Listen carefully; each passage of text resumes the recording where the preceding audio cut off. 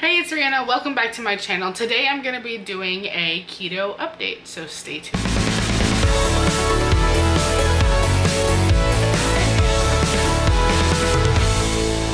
Alright guys, so I started keto on Monday and I told y'all that I would be doing updates, now and then, just kind of touching base with y'all and letting y'all know how this process is going for me. And I figured that I would stop by and check in. I have been kind of like leaving little pieces in my vlogs and talking about it a little bit, but I figured I would discuss a few I don't know, like key points to keto and just talk about how the last 4 days have gone. So it has been 4 days, like I said, and in that 4 days a lot has already happened. It's amazing. And so let's just talk about the first thing, which is the weight loss. I have already lost 5 pounds from my weigh-in on Saturday, and Jonathan has lost 9 pounds from his highest weight. His weight did an interesting thing where Monday he took his starting weight, and then Tuesday he had gained like 3 pounds. And so, but now today he's back down a total of 9 pounds. So we're not sure what that weird little flux was, but I just decided that we would take his starting weight at the highest weight, which was what he had on Tuesday. So I know that Monday, because I hadn't already gone grocery shopping, breakfast and lunch for him was not really like the greatest. I think he had like a breakfast burrito with no tortilla, and then for lunch he had like a burger with no bun. So it wasn't exactly, it's keto, but like it's kind of not really the greatest quality of food. But it doesn't matter, because like I said, he lost it and he's back down now. 9 pounds total, 5 pounds for me. So that's super exciting that we're already seeing results. I'm well aware that it's water weight, but it's still encouraging nonetheless. On the video that posted Sunday morning, I talked about my meal plan for the week. I have stuck to that, and I got all the recipes off of Pinterest. We've tried, I think, 3 total as of right now. I'm gonna be making a 4th one tonight, and so far they've all been good. Our favorite by far out of the 3 was what I made for dinner last night, which was crack slaw. And basically it's like the inside of an egg roll with beef added to it, and then I added water chestnuts because I love water chestnuts. So it was like cabbage, garlic, green onions, soy sauce, some other things. I'll leave a link down below and you can check out the recipe if it's something that you're interested in. But 2 thumbs up for me. It was so good. So one of the things that I was nervous about or kind of dreading was the keto flu. I heard a lot about it and I was just really interested on how it was going to impact me. I felt like I didn't necessarily eat a lot of carbs, but I mean, when you think that you're not doing something but you're not actively focused on it, you're probably doing it more than you realize. So I thought that I would have way more carbs in my system and I would have a terrible keto flu. But so far it actually hasn't been bad. I don't want to say that I'm out of the woods yet, because it's only day 4. The keto flu does typically last 2 to 4 days. So I am quite possibly on the tail end of it if it does end in 4 days for me. So what I experienced in my keto flu was brain fog, like for sure. I could not remember my PIN number for my debit card. Haven't been able to recall it. I know that it was 6 digits. It started with a 2 and it ended in a 710. But I could not recall the information for the life of me. And after 2 days of trying to get the information to pull from my brain somewhere, I eventually gave up and I went to the bank this afternoon and had to reset my PIN number. So brain fog is definitely real. There have been moments where I've caught myself just kind of like going, what am I doing? Like just not feeling really focused. And luckily I work from home. This is my job. I do subpoenas here and there. Nothing that requires a lot of like brain processing. But just little things like errands, household chores have definitely kind of been like, what do I do now? Oh yeah, I do the dishes. I do the dishes now. I also found that in the late afternoon, early evenings, I was getting pretty cranky and quick to snap. So while typically something wouldn't necessarily like just set me off like that, I noticed that the past couple of days I've been real easy to like for that switch to be flipped, and for me to go from like sweet loving wife to horrible person. So luckily I am married to the most like just understanding and non-confrontational man ever.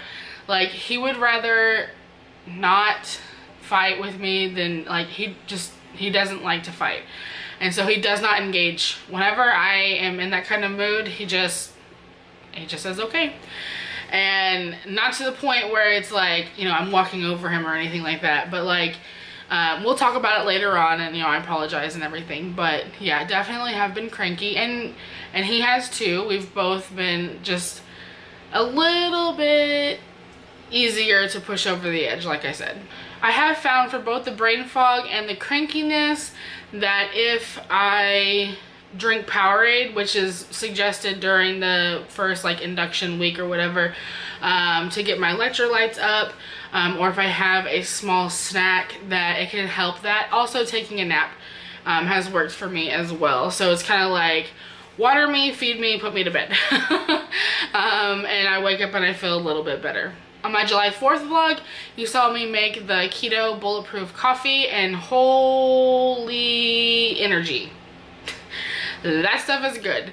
I've been making it every morning since. It's something that, like, it definitely requires an adjustment period to the taste, but the benefits of the coffee is so good. Like, getting all those fats and everything that I need to start off my day, and then not having that carb crash later on in the morning, early afternoon has been amazing. That's one thing I've definitely noticed on keto. Like, the amount of time that I can go between breakfast and my next meal is amazing.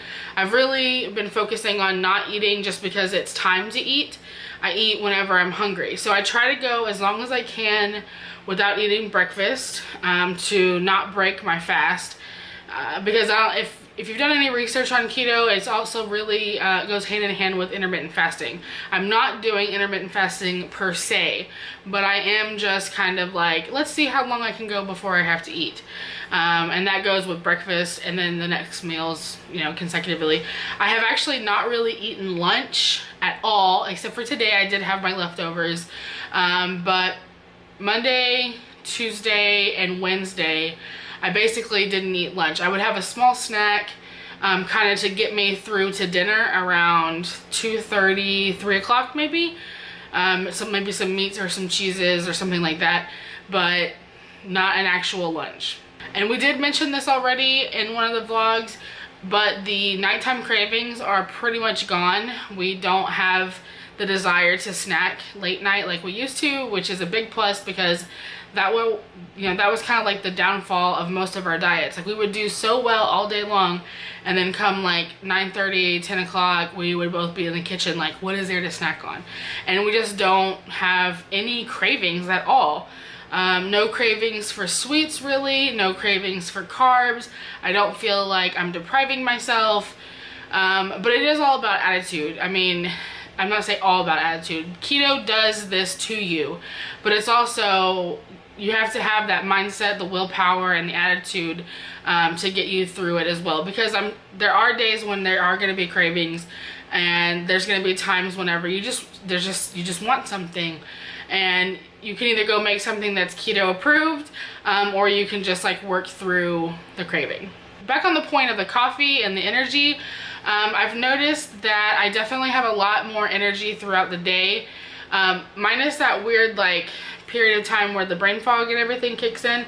But for the most of the day, I feel pretty energetic. I feel like I can do whatever. Like, I ran a million errands today, and I really didn't feel tired or like bogged down from all of the running around. There's a lot of information out there about what you should be eating as far as like in the keto diet, like what your grams should be and your percentages and everything. And you really have to decide what works best for you if this is something that you're interested in. But for me personally, I originally set my goals for 70% fat, 25% protein, and 5% carbs. And I'm not focusing on the grams per se. I'm focusing on the percentage of what I do eat in the day. Is it matching that percentage? If it's a heavier eating day, you know, I'm going to get closer to, you know, reaching those gram goals, which aren't really goals, but like what my kind of maximums are. But like I said, I just mostly try to focus on percentages. And for the past 3 days, my average has been 68% fat, 24% protein, and 8% carb. So still a little heavy on the carbs. I need to drop down a couple points on the carbs and add a couple points on the fat. But really, I feel like as long as I'm seeing progress on that, I'm not going to focus too hard on it, as long as it's like roundabout averaging out well. I want to leave myself enough flexibility that if the time comes whenever I stall, or you know, whatever the case may be, I have a little bit of wiggle room, something to play around with.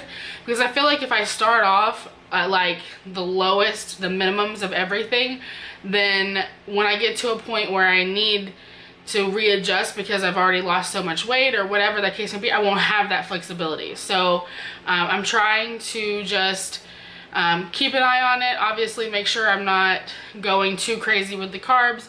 Still eating at like 8% carbs is gonna be, I mean, it's gonna be successful. It's gonna be considered low carb. And like I said, as long as it works for me, it works for me. If you have to tailor these type of things to your own self, if it's something that you decide to do. So the next little part that I want to talk about is I stink.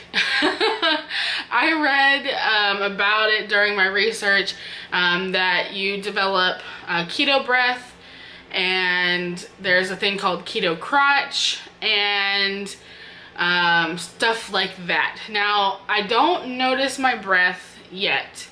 I'm not saying that it's not happening, but I think today it did a little bit. I wasn't drinking as much water today because I was out running around and I didn't refill my glass before I left the house, which was a dumb mistake because I was dying.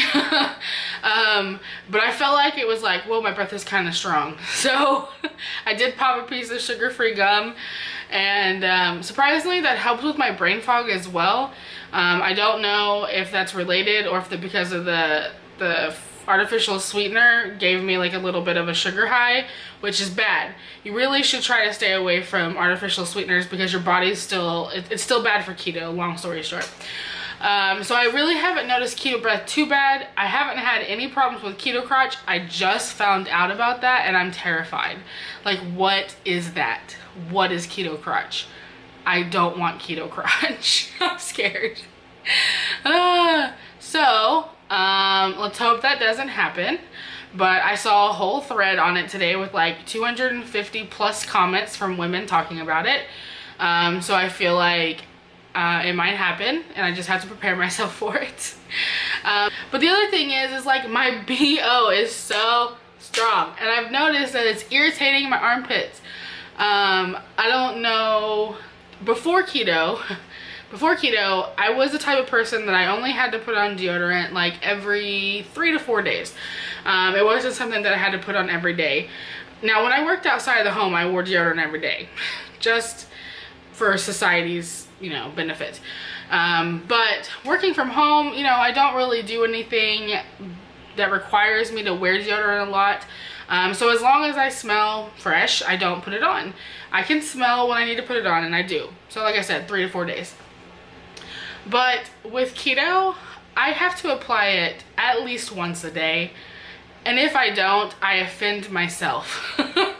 Last night I realized I never put on deodorant, and I was like, I kept getting whiffs of my armpits. Ugh, so gross.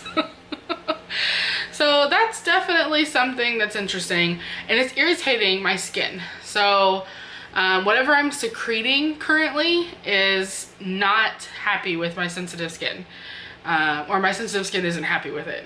And the last little thing that I'm like kind of excited about is I've read a lot of stories about women who have successfully gotten pregnant doing keto. And it wasn't like they did keto to get pregnant. They had struggled with infertility for years and years and years. And you know, there were like a couple stories that I read actually, I think today or maybe last night, where it just happened. I think it was last night, on keto Reddit. And they were like in their mid-30s. They had been trying to get pregnant for like 10 years and it never happened. And then just like totally not related, they started doing keto. They did keto for 6, 8, 10 months, and they're all pregnant right now. There's a 33-year-old, a 34-year-old, and a 35-year-old, and they're all 27 weeks pregnant, and they all have done keto between 6 and 10 months. And like, what? So it's just encouraging. So obviously I try not to get my hopes up, because you know, I'm fixing to be 35 in 11 days, and I feel like you know, my window is getting smaller and smaller. But you know, maybe keto will work for me too, and I'll be one of those stories where it was like, I did keto for 8 months and I got pregnant. That would be amazing. So fingers crossed, guys. Fingers crossed. Say a prayer, light a candle, whatever you gotta do. Let's have a keto baby. All right, that's everything that I want to talk about in this day 4 keto update. I appreciate everyone who is following along on my journey and leaving encouraging comments both here and on my Instagram. You can follow my Instagram as well. It's just like my channel. It's a mix of everything. It's not exclusively keto, but just like my channel, it's not exclusively keto. So I would love to have you follow me either there or here. So subscribe if you haven't already. Don't forget to click that thumbs up button, and I will see you guys next time. Bye. So if